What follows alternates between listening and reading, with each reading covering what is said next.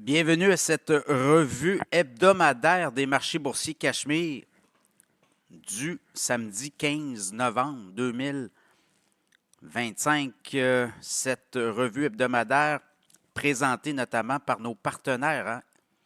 Frédéric Turcotte, conseiller financier. Vous êtes à la recherche d'un conseiller financier. Vous voulez avoir une seconde opinion?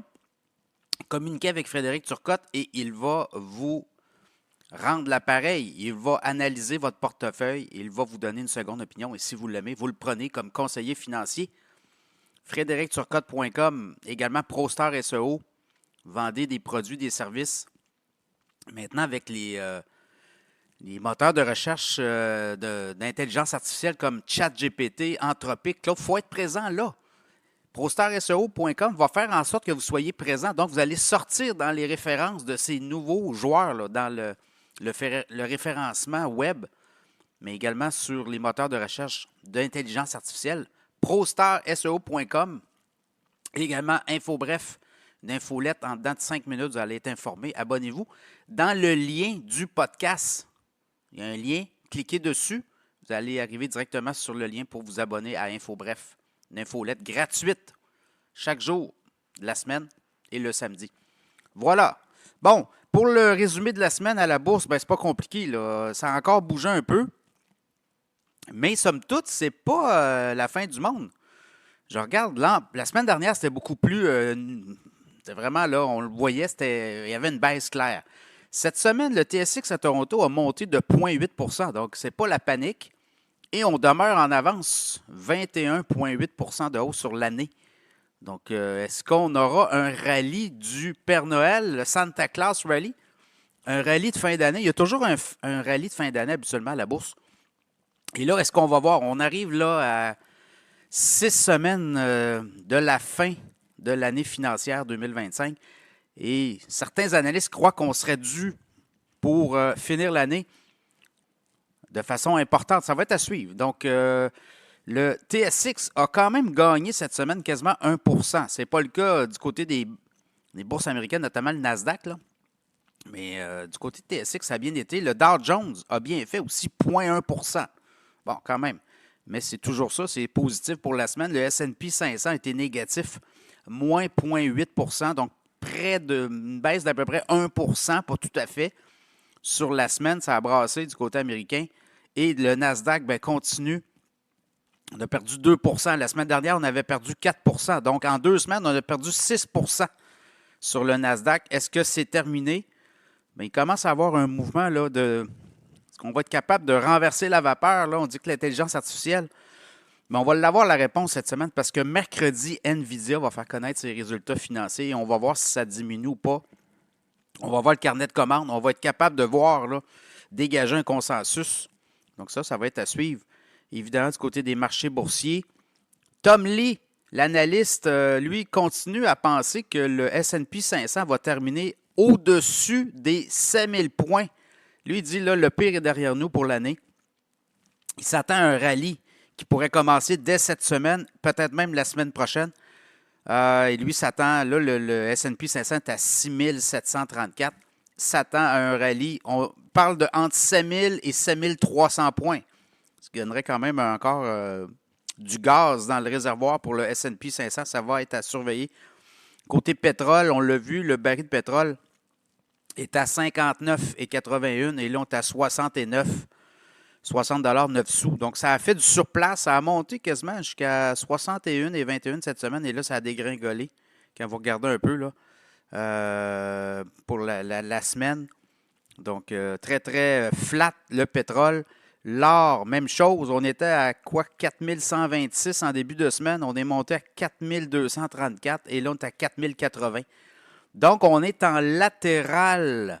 Ça, habituellement, c'est parce qu'il n'y a pas de baisse, il n'y a pas de hausse. Il y a quand même une progression dans la mesure où on se bat. Là. Il y a des forces qui se battent. Est-ce qu'on va repartir vers le haut ou on va repartir vers le bas? Une montée à 4400 au mois de novembre, même au mois d'octobre. Et là, est-ce qu'on va... voyez-vous, là, le 4400, on l'a pogné. C'était autour du... C'était 19, 20, 21 octobre. Et on est allé retester en haut, puis après ça, ça a descendu. 4200 cette semaine. Est-ce qu'on va aller tester les 4400 bientôt? Ça va être à surveiller là aussi. L'or, il y a comme un combat là, entre des vendeurs et des acheteurs. On va être intéressant à suivre. Du côté du Bitcoin, ça, c'est une drop là, quand même de quasiment 10% cette semaine.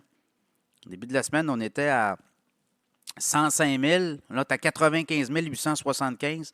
Ethereum, 3 166, baisse de 11% cette semaine.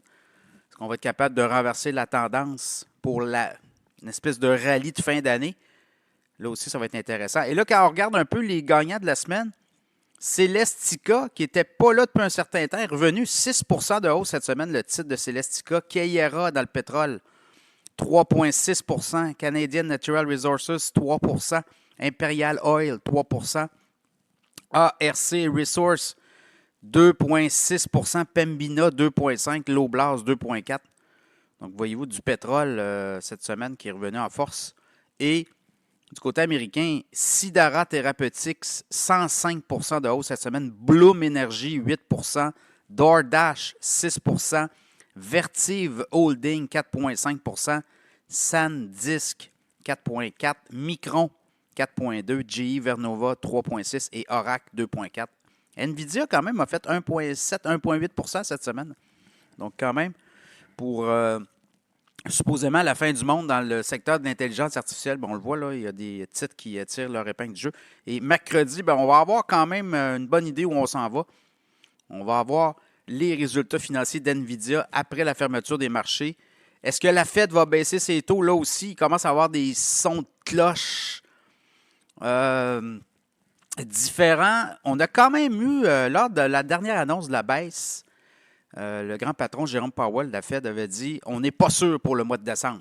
Et là, les analystes étaient à 95% sûrs d'une baisse. Et là, on est rendu juste à 49%, 50%. Donc, c'est vraiment pile ou face. Est-ce qu'on va baisser les taux en décembre aux États-Unis? À suivre. Donald Trump voudrait qu'on baisse les taux. Du côté de la Fed, on n'est pas convaincu. On pense que l'inflation qui remonte est beaucoup plus inquiétante et on voudrait avoir plus de détails. Et là, cette semaine aussi, Trump a annoncé là, des décisions clés, là, notamment sur le prix du café, le prix des fruits et légumes. En tout cas, on a fait des ententes, on a rabaissé des tarifs. Donc, je pense qu'on commence à voir aux États-Unis là, un mouvement, puis vous l'avez vu aussi, là, avec certaines élections dans certains États où on voit les démocrates revenir. Donc, les gens, les Américains, je pense qu'au niveau de le coût de la vie a augmenté beaucoup. Et là, on veut que les tarifs, là, qu'on laisse un peu du lousse, qu'on leste du lousse, qu'on leste, et qu'on relaxe un peu là-dessus. Et là, Trump, je pense, a commencé à comprendre le message. A levé le pied là, sur des produits, notamment, au niveau de la nourriture. Et je pense qu'on va peut-être voir ça. Là. On va avoir peut-être plus de son de cloche là, que si on veut remporter les élections de mi-mandat l'an prochain aux États-Unis. Les républicains devront offrir davantage, notamment sur le coût de la vie aux Américains. Les tarifs, c'est bien beau, là, mais à un moment donné, il va falloir que ça se reflète dans le portefeuille des Américains. On parle de renvoyer des chèques de 2000 $. Il a évoqué ça aussi, Trump. Est-ce qu'on va le faire de façon directe ou on va le mettre sur le rapport d'impôt? Il y a toutes sortes de façons de le faire aussi. Mais quand même, vous voyez que là, il commence à avoir une grogne aux États-Unis, coût de la vie. Et si les politiciens n'entendent pas le message, ils pourraient en payer le prix aux élections de mi-mandat. D'ailleurs, il commence à avoir beaucoup de friction dans le parti même républicain entre certains élus et Donald Trump. Ça aussi, ça va être à surveiller. Donc voilà tout ça pour vous dire, les marchés boursiers, est-ce qu'on aura un rallye de fin d'année? Ça va être cette semaine, la semaine pivot là-dessus. On va voir les marchés tranquillement pivoter vers le vert et finir l'année en beauté à surveiller.